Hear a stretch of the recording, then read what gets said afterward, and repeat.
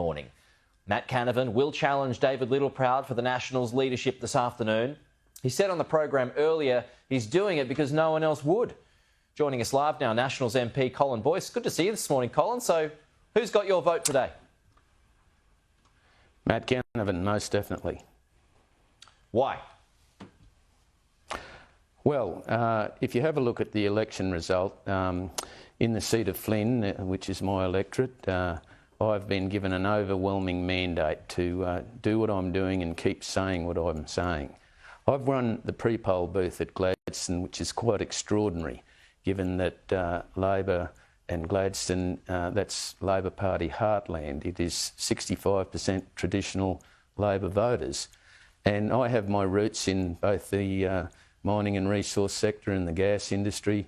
And I was a union ticket holder at one time, and the guys there know that I'll go into bat for them and protect their jobs against things like the safeguard mechanism, which is just a impost on business and industry. Things like taxing unrealised profits on capital gains in respect to self-funded superannuation. That is just anti-prosperity, and it does not give anybody any incentive to save and provide for their future and for their build wealth and so forth. So I want a leader that is going to help me prosecute those arguments. I want a leader who's got conviction and passion and will argue facts, and that's what Matt Canavan has got, and that's why I'll be supporting him. Matt wasn't giving up his numbers when I asked him earlier, Colin. How much support do you think he has? Look, I think it is very close. There are many of my colleagues who are mulling the ramifications over. I would argue that if we are going to just be subservient and be a silent cheer squad for the Labor Party, for the Liberal Party rather, all we will have is a rinse and repeat exercise. And I will no longer be silent on all these issues that I've mentioned. This is all about Australians and ordinary Australians and the cost of living which they will continue to face.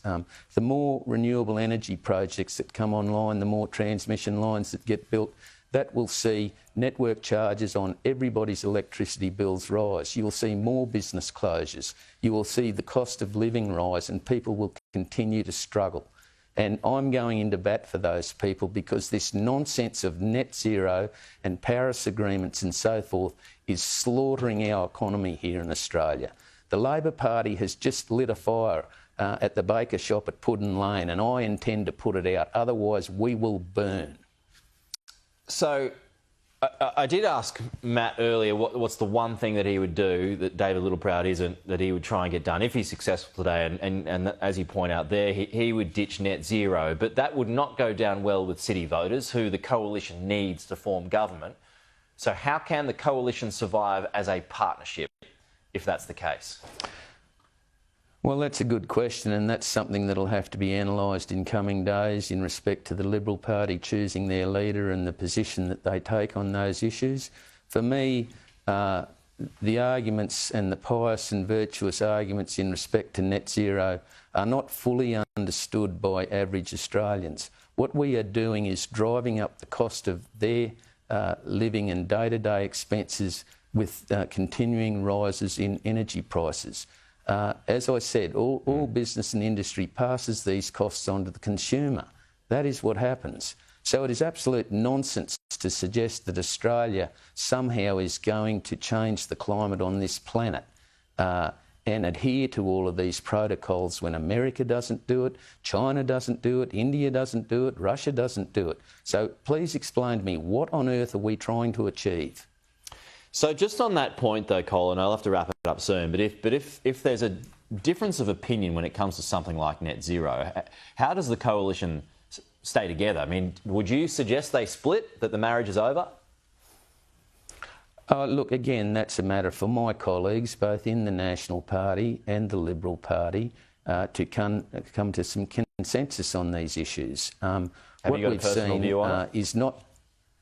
for me, it's dump net zero. 100% dump the safeguard on the mechanism. coalition. Let's wait and see what unfolds in respect to who's the leader and which which road they choose to go down. It's something that's a bit fluid at the moment. Okay. Have you got a preference as to whether it's Angus or Susan, or even Tim Wilson? His hat's in the ring, apparently. I think my opinions are neither here nor there. That's a matter for the Liberal Party, and I'll respect that decision. All right. So let's finish on the Nats now. I mean, it's always better to have all this sort of stuff at the start of a campaign now, the start of a term, I mean. But can the Nats stay unified after whatever happens today? Well, again, leadership is about taking responsibility. It is about bringing the room together. It is about being pragmatic and going back to our grassroots. And that's what Matt Canavan will provide. All right.